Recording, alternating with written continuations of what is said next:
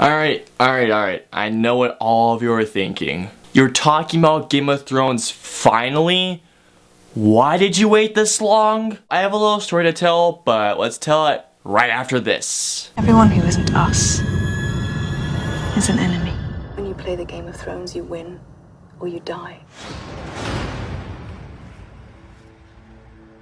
Okay, so Game of Thrones Season 1 is the start of the amazing HBO drama fantasy series. Now, I'm not going to go over the plot, but rather what I'm going to do is I'm going to tell you guys a very short story on to how Game of Thrones came upon me. Now, let's go back to 2013.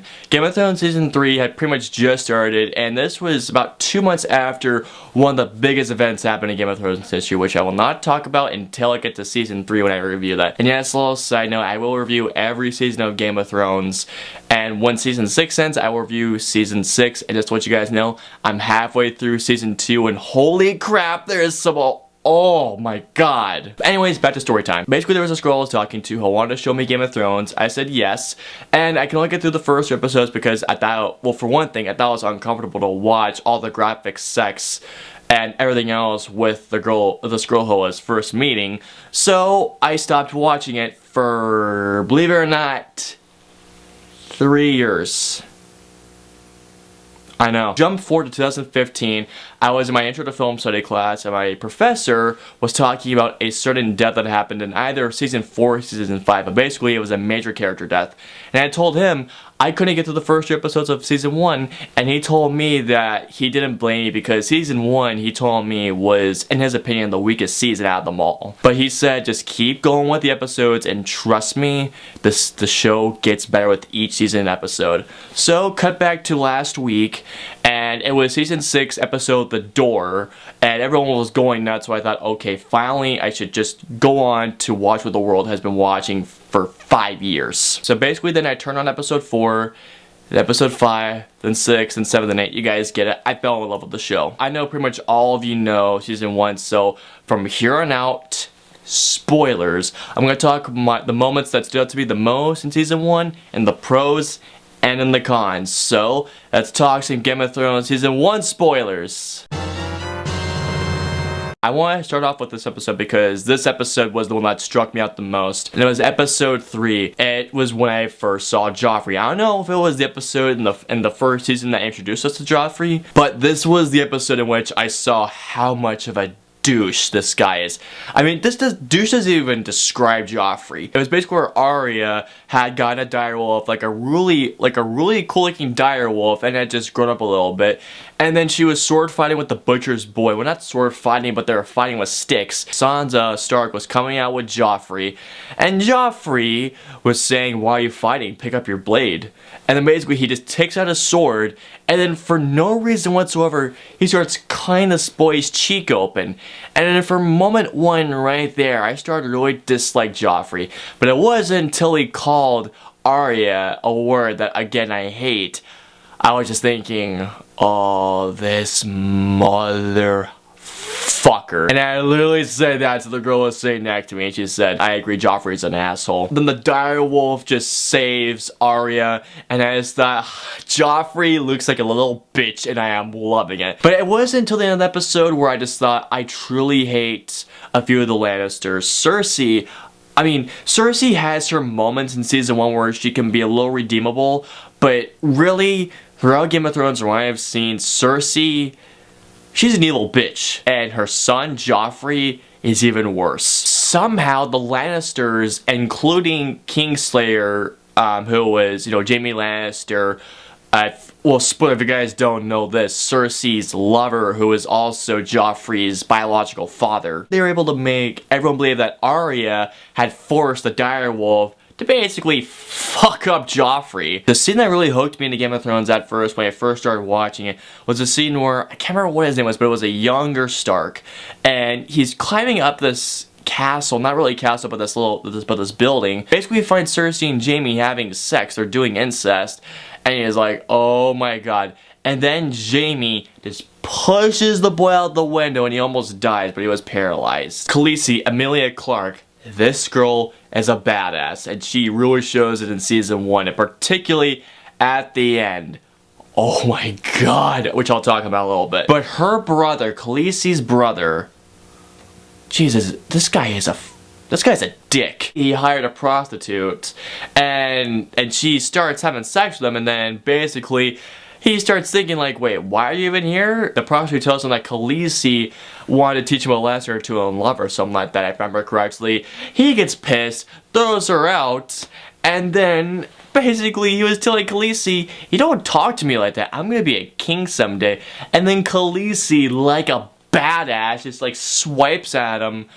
Oh my god, I think it was like Valyrian steel, I think that was it. I'm not for certain, but it was some sort of metal from the coins, and it freaking cuts his cheek. But it wasn't until the end of season 1 which I thought Khaleesi's a true badass. Between episodes 2 and 4, we meet Drogo, Jason Momoa, who also is a badass. And oh my god, there was one particular part in season 1 which I'm about to talk about right now, and that's when Khaleesi's brother goes on a drunken tirade and tells him, I want my crown! I want what was promised to me! Then Khaleesi just tells Drogo, alright, give him his crown. And then Drogo just takes the freaking pot, just puts the coins into the pot. I think it was the coins or it was the crown, it was one of those things. And then he just dumps this fucking pot, this hot pot, onto Khaleesi's brother's head, and he just dies. And I just thought, oh my god. This is one of the moments where I thought, Khaleesi, I love Khaleesi. And Tyrion Lannister, this is another guy I have to talk about right now, because Tyrion is one of my favorite characters in Game of Thrones. If not, probably my favorite character in Game of Thrones. He's basically an anti-hero. He knows what to do, but he's morally flexible. And that's, I always gravitate towards anti-heroes. I also gotta say, I like Lord Baelish as well. That guy is awesome. Basically, Tyrion is being held prisoner, and then he finally says to one of the guards, I can pay you in gold coins. You ever heard the term? A Lannister always pays his debts, and that's where I first heard that phrase. And then basically he goes up to, I can't remember what the scroll's name was, but I'll put her name right here, to the queen of this land basically.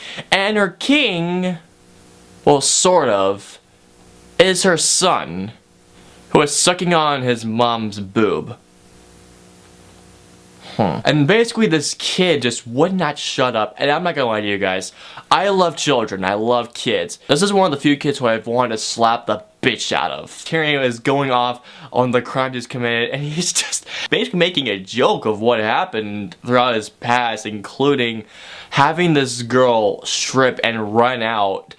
I don't know what it was about this, it's just how I delivered this line that made me laugh. I can't remember what it was, but it was something about still seeing the girl run out with her boobs bouncing.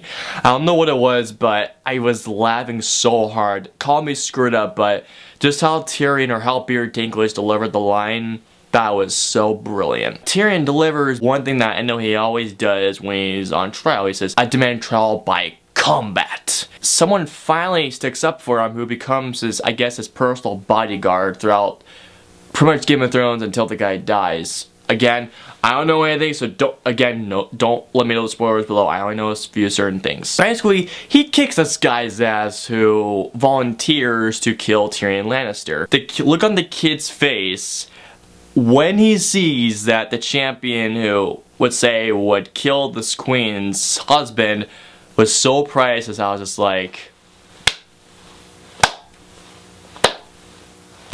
that's what you get. Later in the season, Tyrion meets a whore, and there's a little backstory on how Tyrion first fell in love, and it was all because of his brother Jaime Lannister. And he was telling this really tragic story of saying, you know, I met this girl, I fell in love, I wed with her, and then my father found out about it, and I found out that Jaime had orchestrated it all, and then I found out that my father sent his guards to rape this girl. This was the moment where I was just like, you're a fucking dick for doing that to Tyrion. But no, I remember reading about this, about Tyrion's background, but hearing him tell this story, really just how Peter Dinklage told the story, honestly made me cry a little bit. Seeing your wife being raped by your father's guards, That's gotta be traumatic. Another couple scenes is revealed that Drogo has been mortally injured. They've been saying there's no way he's gonna survive this until there's this, I think it's a witch doctor, that says there's one way, but it's not gonna be easy to do it. Khaleesi, at this point, I believe she faints, and she is again injured, and everyone's telling Khaleesi's bodyguard, who's been in so many things. I remember him most from Resident Evil Apocalypse. I cannot remember who his name is, but I'll put his name right here. Everyone's telling him the witch doctor is the doctor in this village, so you have to go in there. And so he brings Khaleesi into this tent. Drogo's revealed to be alive, but at the cost of one thing: Khaleesi's unborn son. Which I just thought, oh, fuck. But the thing is, Drogo wasn't really back to himself. He's become something else entirely. And then Khaleesi decides to burn Drogo. And this right here is one of my favorite moments of what I've seen from the entire series. Khaleesi walks in the flames as everything's being burned. Well, it's Drogo's being burned.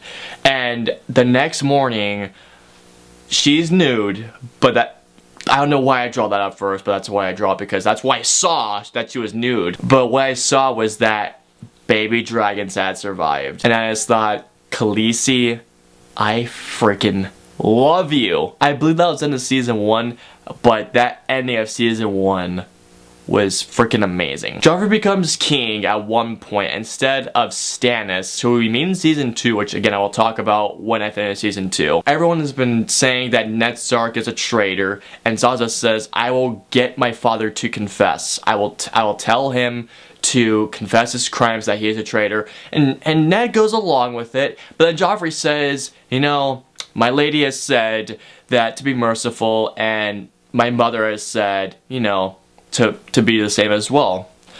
But traitors should not go unhinged. Just as being that Joffrey orders Ned being killed, even when he confessed his crimes, well, confessed, basically lying that Joffrey's the true king because this dick is not the true king. This guy has got to bring a world war if he ever was in this lifetime. And it was at this moment right here that I was just like, Joffrey is the biggest cock-ass ever. Now when it comes to cons for season 1, there's not really that many, even though season 1 is the weakest one, because for one thing, season 1 has a lot of world building to do, considering that there's a lot of seasons, but season 1 has a lot of exposition, a lot of building up, but think with the exposition, the dialogue is excellent. The first 3 episodes, I'd say once you get to the 4th episode or the 5th episode, that's when the show starts sucking you in. But the first episodes, I'm not gonna lie, are hard to get through because, for one thing, their graphic is all hell. It's slow paced, especially the first 3 episodes, and not to mention, it's also just depressing. Like, the dark tone of the show takes a bit to get used to. At least it took me a bit to get used to.